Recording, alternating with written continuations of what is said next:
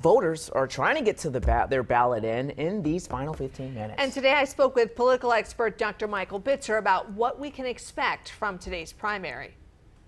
It's really great to have political science professor Dr. Michael Bitzer with us tonight. Super Tuesday, North Carolina's primary, one of multiple states holding elections today. After what we saw in South Carolina and Biden's strong victory in that state, how do you think he'll perform tonight in North Carolina? I think South Carolina certainly sent a very strong signal to one particular voting bloc within the Democratic coalition, and that is Black African American voters. I mean, to have Biden win by such a decisive number in South Carolina, I think has really reshuffled things. Just 72 hours ago, we were kind of thinking, is Biden on his deathbed in terms of a political campaign? He is resurgent. He has now gotten the endorsement of Pete Buttigieg and Amy Klobuchar, and basically everything is kind of coalescing around him for a very strong potential here in North Carolina, but in Virginia, in Tennessee, in Alabama, in Arkansas. Those southern states should go for Biden, and he should be competitive in Texas and in California. It is interesting that we saw other candidates not even wait for Super Tuesday to conclude before they dropped out and have now announced their support for Biden.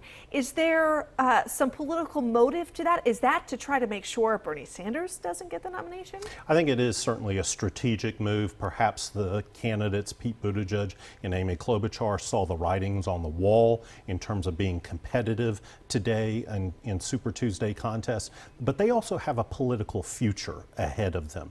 And so maybe if there is a Biden administration, maybe Buttigieg and Klobuchar want to see themselves in the cabinet. Certainly they may be considering future runs for the presidency. So I think certainly the acknowledgement that it was time to coalesce around one candidate, and the decision was certainly for Joe Biden. Obviously Bloomberg is still in the running. He has not budged, but do you think he has a chance of really showing up when it comes to a performance in North Carolina? You know, I have to look at South Carolina's results from Saturday.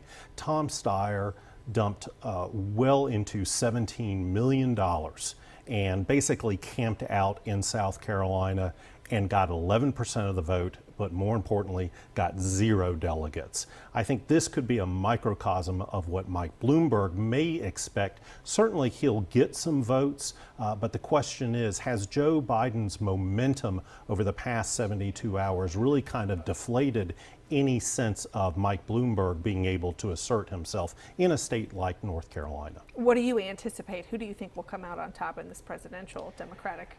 You know, this year has taught me anything. It's not to necessarily predict.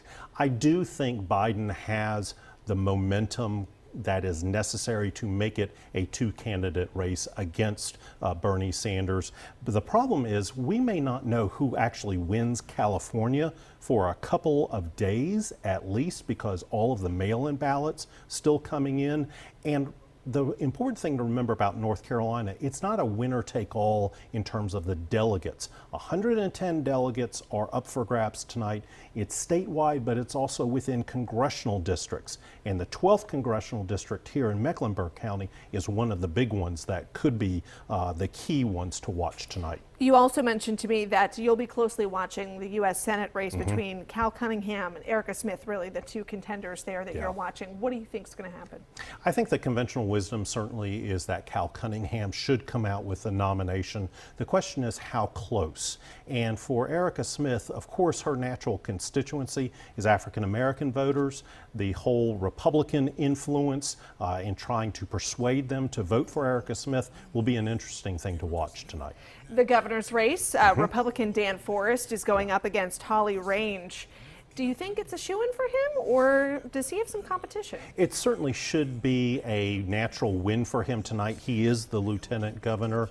She has had issues with name recognition, with resources, but if it's closer than a lot of people expect, it could show a sign of some issues within the Republican Party, but I think certainly Dan Forest is the heads-on favorite for tonight. And as far as incumbent Roy Cooper, Democrat Roy Cooper goes, no contest concerns there. For him? No concerns concerns. Okay, well, the polls close at 7:30 tonight, so we will be watching as the results roll in. Dr. Bitzer, thank you for your expertise. My pleasure.